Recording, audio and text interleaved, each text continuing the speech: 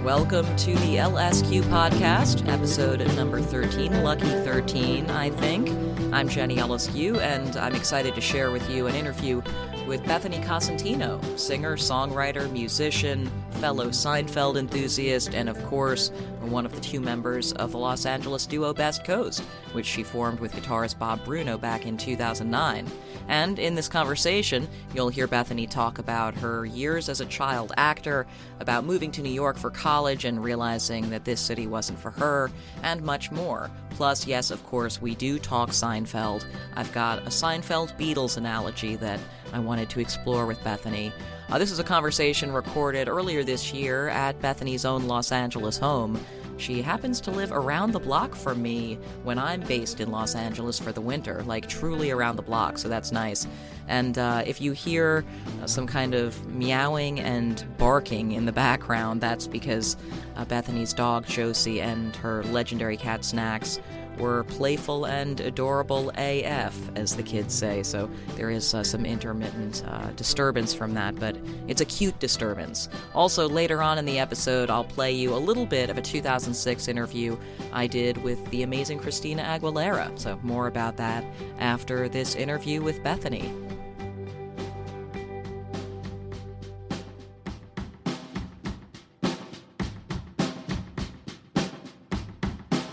So, a thing I didn't know about you until I was getting ready to talk to you for this is that you worked in entertainment as a child. Mm-hmm.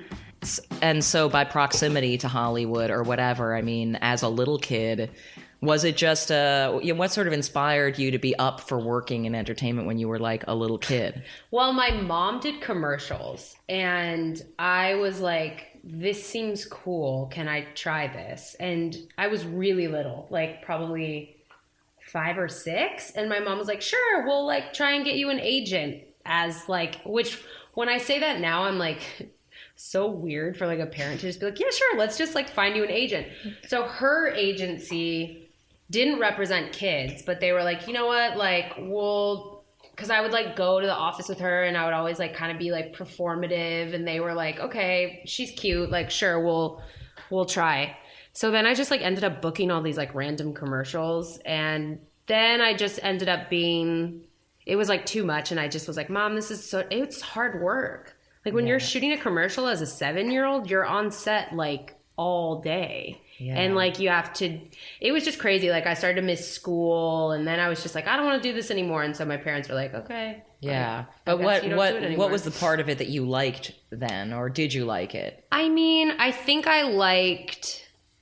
I guess I just liked the idea of doing something that my mom did. Like, I thought that was cool. And I loved TV and movies and stuff. So I was like, this is cool. Like, I want to do that. I remember really the first like performance of a person that I like really fell in love with as a kid was Drew Barrymore in E.T. Like, I used to watch that movie all the time with my parents. And it's funny because I was scared of it. So I would always have to have a parent like watch it with me. But I remember seeing her, and she was a little kid in that movie, and I was like, this is so cool. And she had curly hair like I did, and it was like a thing that I was like, I think I could do this too. Right. Of course, I never made it beyond the like Little Caesars pizza commercials of the world, but you know, it was just something that I liked. I get this will sound kind of bratty, but like I liked attention as a child. Were you a hammy kid? Yes, very much so. And I'm an only child, so it was very, very like it was like I would perform in front of everyone all the time. So it seemed like a fitting thing for me to do. Right. But when you say you would perform, meaning that you would just you would do characters, or which little kids do, but characters. I would sing like Disney songs. I would like, me and my cousin who's like around the same age as me, we would like put on like plays on Christmas, like, which again is stuff that kids do. Right. But I think like the fact that my mom did it pretty like frequently and often, she did a lot of commercials and like kind of like background acting roles and stuff. I was like, okay, well then I'll do this too. Yeah. And did she do it sort of as like when something came up, she would, right? She like, my mom like had like a full-time 9-to-5 office job my whole adolescence. And then my dad is a musician. So my dad always did like music stuff. But yeah, my mom just like, I don't even know. I think she got into it because she was into modeling when she was like in her 20s. And then when she moved here, it was sort of that thing where it's like, well, I guess if you live in LA and you're an ex-model, you become an actor. And you can. Yeah. It's good, it's good extra money. A loud-ass, curly-haired little kid is born, and she's just like, Mom, I want to be an actor. And you're like, okay, I guess we can try this out. So, yeah. And did you have, was music a part of, I mean, you say that you sang Disney songs and stuff like that, but I mean, did musicality feel like a comfortable place for you as a little kid? 100%. It was like, Josie, she's like, look at my cigar. When I was a kid, it was like, that's all I remember doing. Like, I don't even, the commercial stuff is a lot less of a vivid memory to me than the music stuff. Like, I started singing. My parents claimed that I sang, like, before I could talk, and that I would, like, do these, like, I'd sing, like, the Little Mermaid soundtrack in the bathtub, and, like, my parents would, like, put on a tape recorder and, like, record me. And then I started allegedly writing songs when I was, like, really young. And then my cousin and I had this, like, fake band where we would like write songs about like jogging and like and I was in like what church. Kinds of songs about jogging? I just remember one song was like the lyrics were literally running, my heart is beating so fast, running, but I would pronounce it runnin', and my dad would get really mad and be like, it's not running, it's running. And I was like, oh no, I would say running, like I would really like get the ing at the end, and he would try and get me to do it more like run in. So my dad was like vaguely show dad a little bit, but your dad, you, as you mentioned, played music. Yeah. And in what form did that take? Well, my dad is basically like one of those dudes that like people call to be like, okay, we have an opening in the new lineup of like War, for example, because War is a band that he actually toured with, like when I was a kid. Or like, what is it good for? Yeah. Absolutely nothing. Or like Badfinger, like remaining members are going to Australia and they need a percussionist that can sing. So like they call Ricky, my dad. Right. And then like now he kind of just does more like, he plays in a lot of cover bands.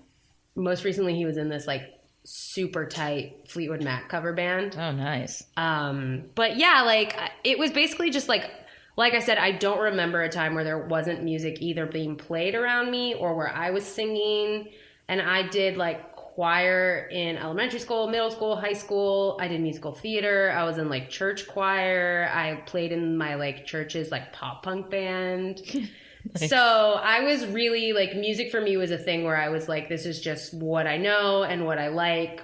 But I never really had this like idea of turning it into like, I never was like trying to be like, oh, I want to be famous. Like It was just sort of always like, I like to be a kid and like play music and sing songs about like whatever, you know, whatever it is I'm like going through. So I feel like at that time I was just writing, again, like jogging with my cousin. Like that's what the kind of stuff I was doing. So I was writing songs about it. And was your dad encouraging? Yeah. Or yeah. For sure. My dad was the first person to buy me a guitar. He put me in guitar lessons when I expressed an interest in like, hey, I think I want to learn an instrument. I also like, my parents bought this like really shitty piano at a thrift store. My dad refinished it. I tried to like learn how to play piano. They took me to like, then at one point I was like, I want to be an opera singer, which weird, but I did take opera lessons, and my dad would like drive me to my opera lessons. Like he was very much like, when I said that I was going to go to college, like he was very much like, why go to college when you're such a good like musician? That's what you should do. And I was just like, that's interesting and not something that most parents push on their kid. They would instead probably be like, go to college, music later. But the music thing for him, that was his only, he didn't do anything. Right. No. Right. No. And he's like, you know, he's definitely like hustled and struggled as far as trying to be a professional musician. But like, that's one thing I respect about him so much is he's just,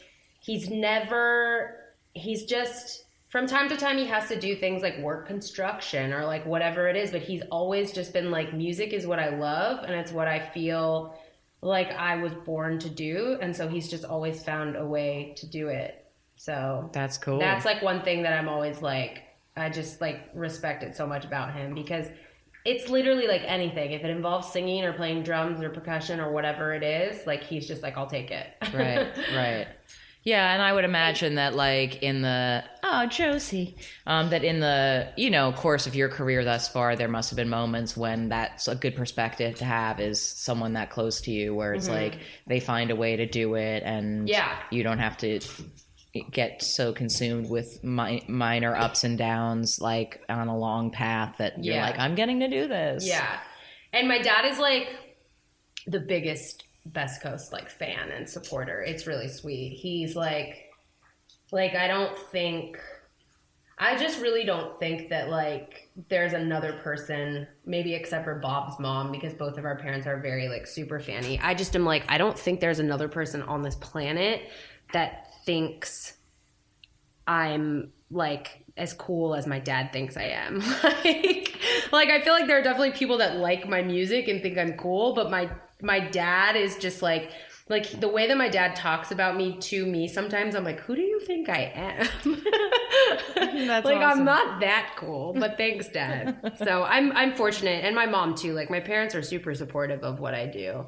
And they're just like stoked that I found a way to make it work, because I had such a hard time as a teenager and like in my early 20s before Best Coast. Like I could never work a job. I was always just like, what the hell am I going to do with my life? Everything stresses me out too much. Right. And you went to New York. You had started playing, doing the church punk band and stuff like that. Yeah. And then you went to New York for school. Yeah. Basically I started writing like very sort of like singer-songwriter-y kind of music, where I just played like acoustic guitar or piano. And that was a thing that I did for a while. That was just like my first and middle name, which is Bethany Cosentino. And I would just write really like, I don't even know how to explain them. Just like cheesy girl, just learning how to play guitar, like just learning how to write lyrics, right, kind of coffee music. house vibe, yeah. Exactly. And so I did that. And then there was a moment with that where like major labels and people were coming to shows and were very interested in sort of like taking me and like kind of like A&Ring me and turning me into some sort of like singer-songwriter like artist. And I was just like I was like, no, I'm like too punk, and I want to like be my own thing, and I want to like play shows at the Smell. Like I don't want to like go to a major label and have them tell me that I'm supposed to be the next like Miley Cyrus or something. But this was when Miley Cyrus was like a baby, like making more of that kind of music. Right. And then I was in a weird like experimental drone band for a while, right, which is basically how I Pocahontas. Yeah, Pocahontas. Yeah. And then around there is when I decided that I wanted to go to school, because I dropped out of high school. And then I was like, you know what, I'm going to go back to school for writing. So I went to PCC, Pasadena Community College, for creative writing. And then I got fixated on this idea of going to New York and like being a writer. So I applied to the new school. I was like, I probably won't get in because I'm a high school dropout and I'm going to community college. I was like the only kid at PCC to like get accepted to like a private university that year. And I was like, okay, I guess I'm doing this. And what was it? What appealed to you about that? Just, I'm guessing your first period of really like delving into creative writing, like what appealed to you about it that I'm guessing is still an aspect of what you like to do today? I mean, I like I said, when I was a kid, I would write songs and like poems and stories and stuff. I always had this like, English was really the only subject in school that I felt like I was good at, and it was the only thing I really felt like I could do was like express myself in the form of writing. Were there particular people whose work you read that made you be able to kind of see yourself as doing that as well, or who you thought like had it kind of idealized as like, oh, that maybe even inspired you to go to New York or think that was the place you needed to be? For sure, it was like, I mean, I didn't think I would ever be this person, but she was really like what kind of inspired me was like Joan Didion was just like, I remember the first time I read Joan Didion, I was just like, this is exactly what, like how I want to like talk about things. And I just felt like her being a California native, but then like going to New York and sort of like the way that she wrote about California in this way as like it's her home place, but she writes about it almost as like this outsider is so interesting to me. And like I remember when I went to New York, I just was like, I literally was just like, basically like everything I wrote was about California, and I would just like, I just tried so hard to just be like, just like the young Joan Didion or like whatever it was. And I remember one of my professors just being like, you really miss and love California, don't you? And I was like, yeah, but it's weird because I didn't when I lived there. Like when I was growing up here, I was kind of always like, California sucks. Like there's no seasons. This is lame. Like you have to drive everywhere. And then I left, and then I like appreciated it in this totally different way. And now I can't picture myself living anywhere else. So. Yeah. Don't get me wrong. I love New York. I just think it's like, it's a place that I think I've romanticized in such a way that I didn't really realize. And this is so cheesy to say out loud, but like, I will just say it. Around that time, I was watching a lot of Sex and the City. And I was like... Who wasn't? Yeah. And I was like, oh, so this is what it's like. You just like go to brunch with your girlfriends and you like write a sex column and you like date a bunch of like cute guys and you like dress really cool. And of course, Seinfeld too. Like just existing... New York existed in this way to me where it was just like the coolest place where you were always with your friends and you're just like walking around and like there's all these stores everywhere and you're on the subway. And then I got there and I was like, oh my God, like this is not like, what is wrong with me that I ever thought that was like, that's like why they're TV shows, obviously, you know, but I do feel like when I go there now, I have a better appreciation for it because I like lived there and because I like created my own sort of like memories with it. And there are certain areas that I'm like, oh, I'm very familiar with this because I lived here. I would go to that restaurant or whatever. And I'm glad that I left and went there and tried it out because ultimately it inspired me to like start the band that's given me like everything that I have at this point, you know? So it's like, if I had never left and gone to New York, Best Coast wouldn't have been a thing. Right. So the concept of having a new music project and the idea of I got to go back there was just sort of arose conjoined to each other, or it was just really like there was like this moment for me where I was just going to a lot of shows when I was living in New York and I missed playing music so much. And I was like, okay, well, maybe I could start a band here, or maybe I could meet people here. And then it was just a combination of like not really knowing anybody aside from the like 2 or 3 friends that I had prior to moving there. And then like a couple of girls that I met in college. Also just the weather, like when winter came, I was like, I am not starting a band. I am not going outside. I'm barely making it to my classes. Like I would go out in a snowstorm in a trench coat because I thought that was like what you wore to stay warm. It was just this thing where I was like, I thought that maybe I could try. I was like, okay, maybe I'll just stick, because all my friends were like, stick it through, like you can do it, like live here at least a year, like finish school. And I was just like, I can't do it. Like something inside of me was just like, nope. So wait, you were there for less than a year? I literally lived there for less than a year. I think I did about a semester and a few weeks of my second semester, and then I bailed. I literally called my mom and I was like, I gotta go. She got on a plane, flew to New York, helped me like pack up all my stuff, got back on a plane with Mom. me. Yeah. Like, God bless. I know. I know. So she's like, I'm coming to get you. Yeah. She's like, don't worry. She's like, I'll be there. I'm coming. And I like told my friends on GChat, I was like, I'm moving. And they were like, what? But that's like the way that I always was. Like I did things so like, and I'm still that way in a lot of ways. Like if I get an idea in my mind, I'm like, I'm doing this before the idea goes away. Yeah. So I'm just very like, you know what? I'm moving back to California. Okay, I better do it soon before the next thing I know, I'm like still in New York. Yeah. Or whatever, you know, overthink it. Yeah.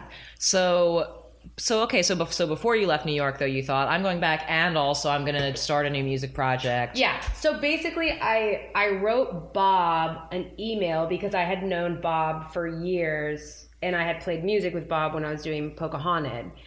I wrote him an email. I was like, I'm leaving New York. I'm moving back. I want to start a band. I want it to sound like the Beach Boys meets Cocteau Twins, which didn't make any sense to anybody but Bob. And of course it didn't end up sounding like that, but that was like the reference that I threw out there. It kind of does sound like that. I get it. Well, that's cool. Yeah.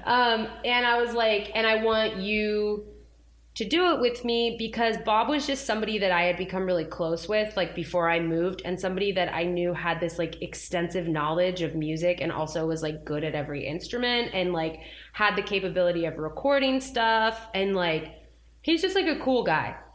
And so I was like, I'll send you songs, and he was like, awesome, I can't wait. I got home on like a Sunday, I want to say, and then like that following day I just like wrote a song, and I was living at my mom and her now ex-husband's house, and I just like went in the bedroom and I wrote a song which ended up being Sun Was High, and I sent it to Bob and I was like, here you go. And he was just like, this is the only kind of music I want to be playing, like keep sending it. And then I just kept doing it and I never looked back. And then before I knew it, it was like, and did you feel good about Sun Was High immediately? Yeah, like I remember writing it and being like, this is really cool, and this doesn't feel like anything I've ever written before, because I was in a weird drone band, and then before that I was doing like wannabe Sheryl Crow, like singer-songwriter shit.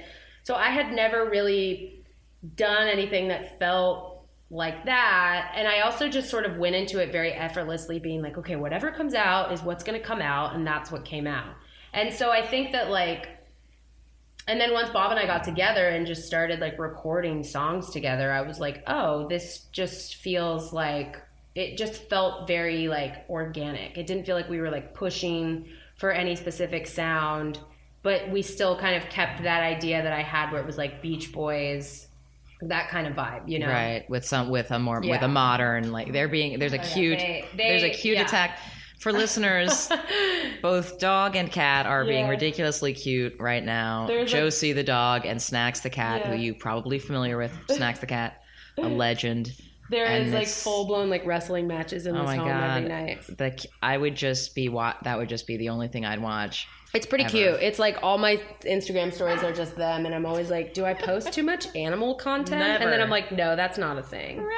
Did they like each other immediately? Yeah. Snacks is so cool. You could throw him in like a Shark Tank and he would just be like, what? Okay. Such sharks. Yeah.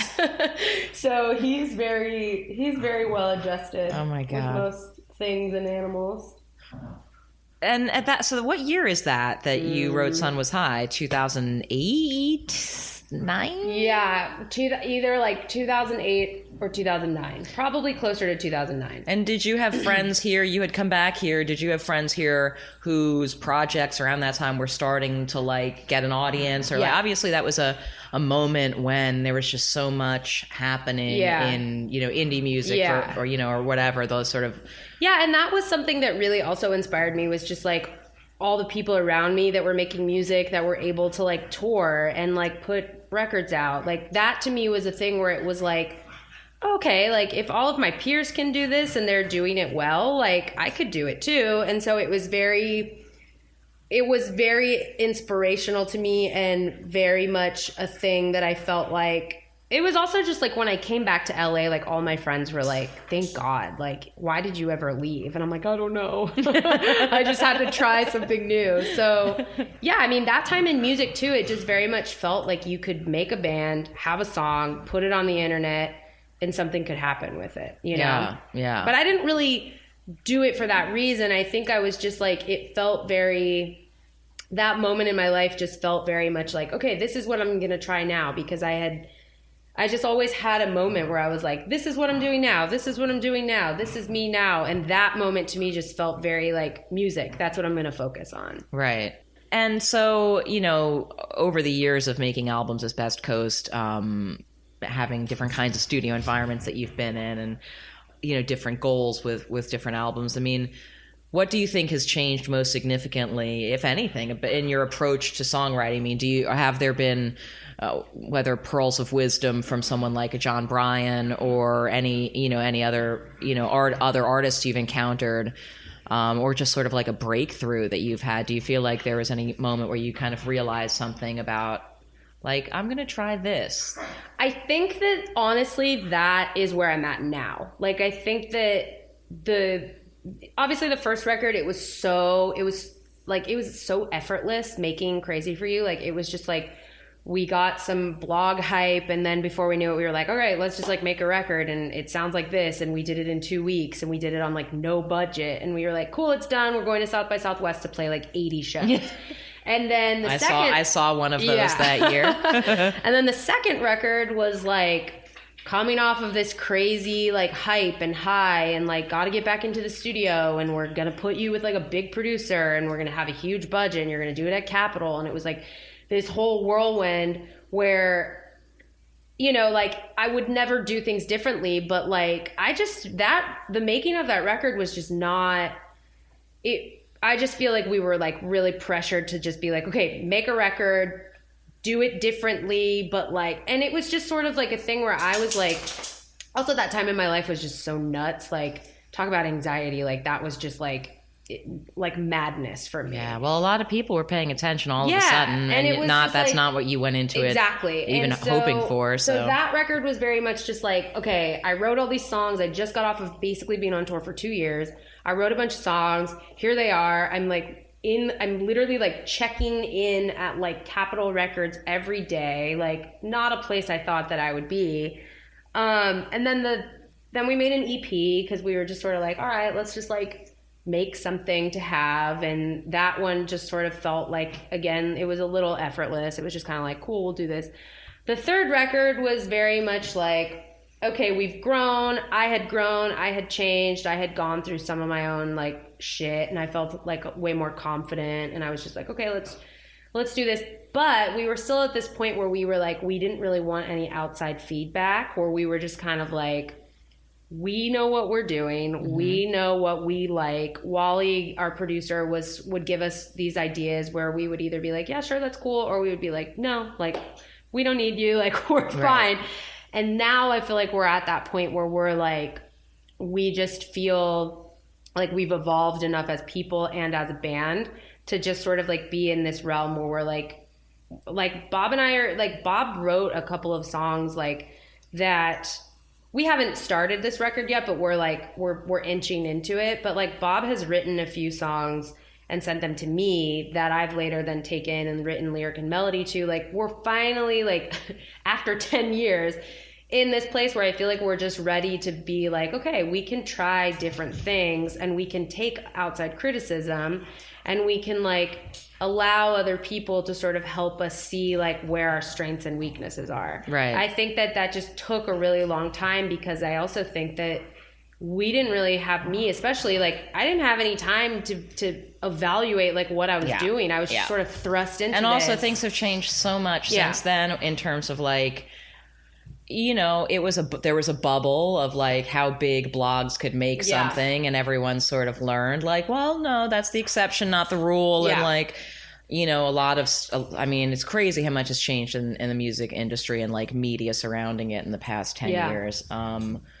So have you started thinking about like even just the sort of person who might be an interesting collaborator, an interesting person to be in the room with creatively, for, you know, just to see what they can impart? Yeah, I mean, we recorded a song. I'm like, am I supposed to talk about this? I don't know. I don't think it matters.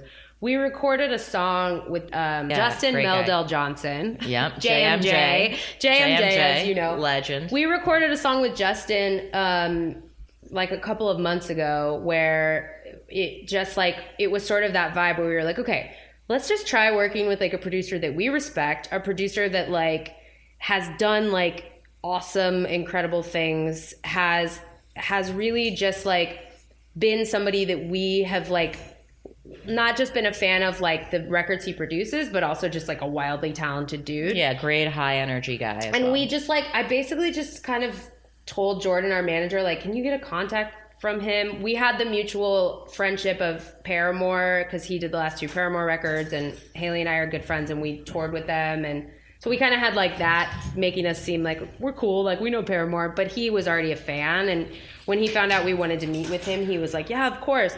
So we just like had lunch with him. We were like, listen, we're not ready to make a record, and we just want to like record a song. Like, would you be down? And we were very lucky that he said yeah. So we recorded a song with him, and that was a cool experience because he sort of just helped us like again, it was one of those things where he helped us he did these things where it was so subtle, where he's like, let's break this up this way. Let's change your strumming pattern in this place. And those are just all things that I would never have done myself. Well, that's, I guess, what the...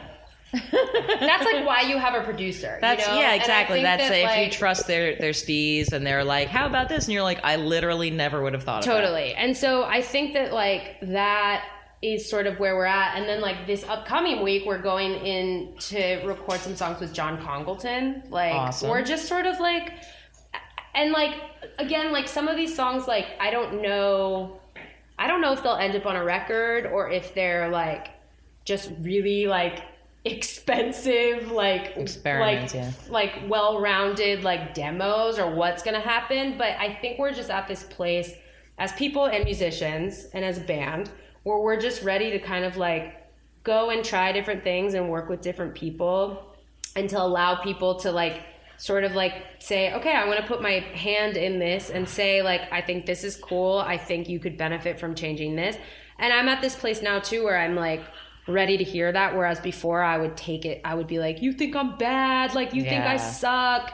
Now I just know that it's no, this is just these people's jobs. And that's why bands evolve, is because they usually have a producer come in and say this is what you're good at, this is how you could be better at it, let's try this, Yeah. So, yeah. Well, that's awesome. That's exciting. Yeah, and it's good to be to avail yourself of those opportunities and not feel I think a lot of artists feel too much in a hurry sometimes. Oh, we got to get something out. It's it's fine. Take, Vampire Weekend or Arctic Monkeys or something, for instance, who I think, the idea of taking, 5 years in between albums, not necessarily what they would have had in mind initially, but it's it's fine. Yeah. It's it's people you have fans who will be there and be intrigued by whatever you do next. It's been very interesting because this is the longest amount of time where we haven't put something out, but it's interesting because there was a period of time where people were just what are you doing? And I was I'm literally just living my life. I'm writing music. I'm not writing music. I'm hiking with my friends. This is literally the first time I've lived an I'm at home life. I haven't been able to do this in so long that I really feel I needed this before I could really get back into the mindset of making another record. I'm single for the first time in my adult life. I have most of my closest friends are people I grew up with that I've reconnected with. I'm sober. I'm so much in my life has changed that I just feel I needed just to take some time off to just be you know what? I'm not going to force another record out. I'm not going to just do what I've already done. I'm just going to sort of push the pause button, continue to work, but just sort of go at it at a snail's pace. And some people are just they can't handle it and they're where's the record? And I'm dude, just chill. The record will happen, and in the meantime there's a billion other people putting music out. Yeah. So I just feel sometimes you have to really pay attention to what's going, as a creative person, you have, as a person in general, but especially as a creative person, you have to pay attention to what is going on inside of you so that you can actually create something great. Yeah. If you don't, you legitimately don't have to until you're ready. You know? Yeah. And I feel I'm finally like I said, I'm finally I understand that and I'm okay with it. And I've gotten past the whole because I used to just take everything. Jesus. Josie's going. I used to take everything so damn personally, and I feel now I just understand where it's now a kid yelling at me that their album isn't done doesn't affect me the way it would have 4 years ago. Because 4 years ago I would have been yeah, I know, and I would have been yeah. And now I'm just who fucking cares? There's a mute button for that, you know. So yeah.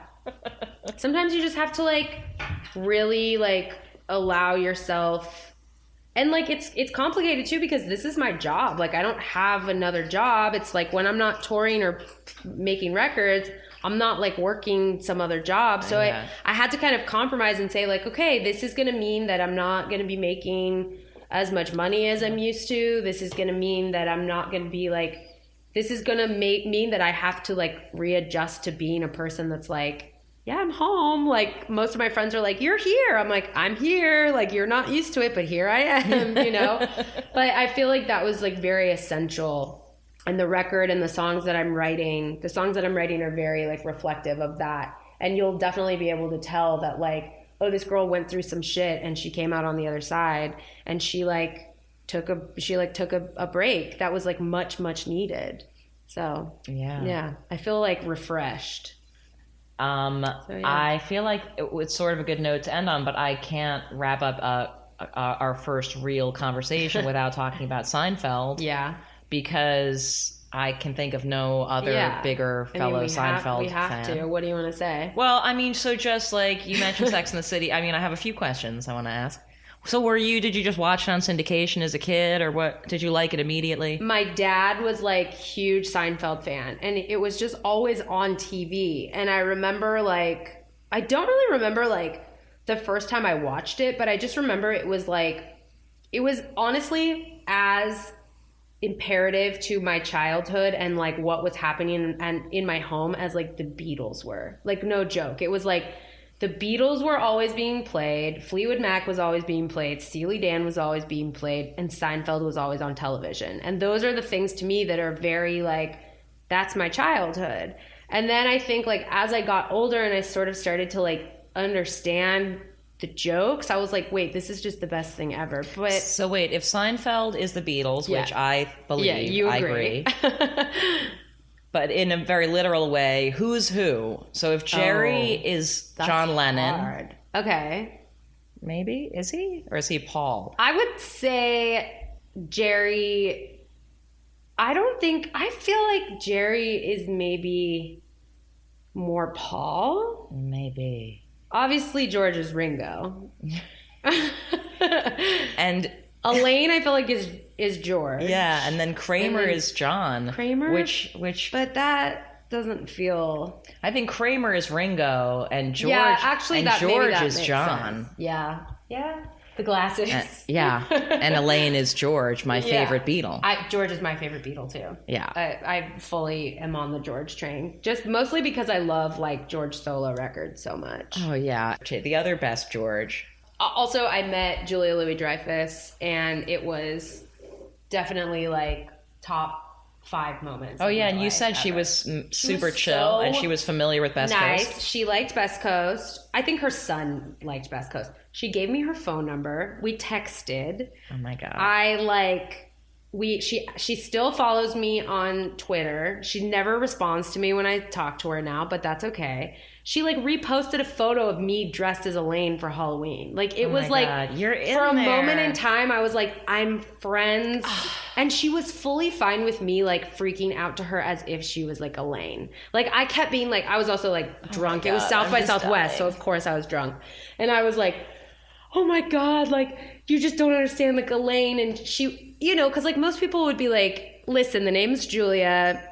And I'm not Elaine, like, just so you know. But she was totally like, thank you so much. And she was like, I get it. Like, she was an incredible character. I was so honored to play her. Like, we took a selfie and she was like, send me that. Like, text it to me. And I was just like, well, here I am. Oh my God. Yeah. Friends. Really just ultimate level. That's an ultimate level. It was encounter. like, I feel like, honestly, and I know I've met a lot of incredible people, but I really feel like that was like the one for me. Like that would be like if I ever met Beyonce or Stevie Nicks, those would be like I could die. Like those would be the 3 things that I could just be like, okay, so I've already got one off that list. And where did you get this pillow? No. Josie. All right. Well, Bethany, thank you so much for doing the LSQ podcast. Of course. Thanks for coming to my house with my crazy ass animals. Josie, do you have any final parting words for the podcast? She's like, can you let me outside? Earlier this summer, Best Coast put out a really sweet children's music album called Best Kids that includes originals and kids' music classics. You can find out more over at bestcoast.net. And coming up next in this episode of LSQ, because, each time we're together I like to play you something from my extensive interview archive, and this time it's going to be a little bit of a 2006 conversation I had here in New York with Christina Aguilera, leading up to the release of her Back to Basics LP, which was actually a double disc set, and which was an album inspired by Aguilera's longtime love of music from the 1920s through 50s, singers like Billie Holiday and Etta James, and she also changed her look for the Back to Basics campaign, adopting more of a classic Hollywood pinup kind of vibe, and that's actually the subject of the excerpt you'll hear, where I was curious how Aguilera felt about kind of adapting her outward sexuality for this new sort of persona. Anyway, let's listen. In your mind, how does the sort of sexuality of this kind of music differ from the sexuality of some stuff you've done before? I think, that sexuality will always be a part of what I do on some level. I think it's just a part of me. I like to express myself, with sensuality and sexuality. I think as a woman, for me, it's really important. If it's in you, I think that you should feel free to express yourself in however way you feel sexually, you know what I mean? Some people are more or less, but I think also with all the rules and regulations and be sexy but not to this or not to that, I just think with all of that's been bogged down on women over the years from society, from I think men, to kind of keep us in that place where we're almost uncomfortable with ourselves and our own sexuality. That's why I want to always break those walls and kind of do things as I see fit, and as I see need be. I think there's no wrong in that, and so that's why I think it's important to always bring that up for myself, not only because it's just naturally embedded in me as a person, but also because I think it's a statement to be, and I love that whenever I see other women who are unafraid to be bold sexually and express themselves as they see fit for themselves.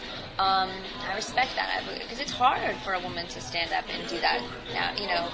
Nowadays, and in the past, it was almost unheard of, and we've broken a lot of barriers, but we're still breaking them. There's still a huge double standard. Yeah, because still people, in general, I think the media tends to respond, no matter when it happens, no matter when it comes up, the media tends to respond to it with, that the person is just doing it to be provocative without any meaning behind it. Right. And that's just the biggest misconception, and that's why I like to talk about it whenever sexuality is brought up, because I think it is a huge, point for women.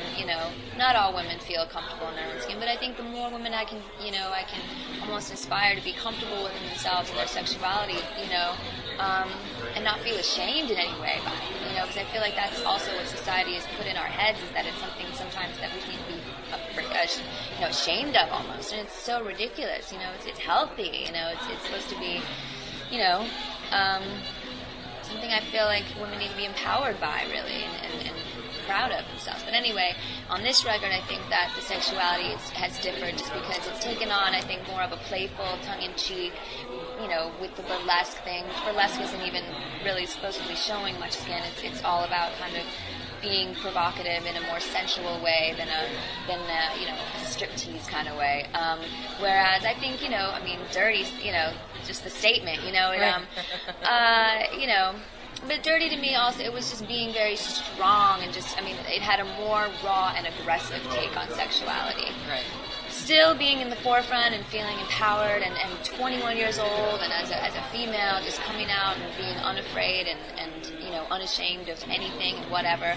But that's the take on it, I think, is that now the sexuality kind of going along with the era that I'm dating back to, it's a little more pin-up-y, it's a little more cutesy provocative, with a little raunchiness thrown in there, but with a smile instead of an attack.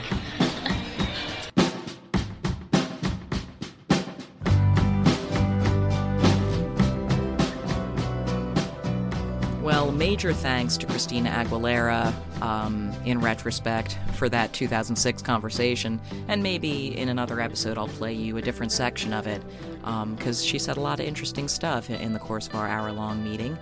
So yeah, we're at the end of episode 13 of LSQ. Again, Big thanks to Bethany Cosentino. It was so fun hanging with her, and I'm definitely going to be knocking at her door asking for some Josie and snacks time when I'm back in our neighborhood in LA. Also, in a few weeks, another episode of LSQ, number 14, with Death Cab for Cutie's Ben Gibbard, and that's an episode that comes out the same week as Death Cab's new album, Thank You for Today. Also, in the can, episodes to come featuring interviews with Katie Crutchfield, also known as Waxahachie, Speedy Ortiz's Sadie Dupuis, Connor Oberst, an episode arriving in late September. And if you subscribe, you'll always get them when they're fresh and piping hot, plus feedback, always welcome. You can reach me at JennyLSQ on Twitter.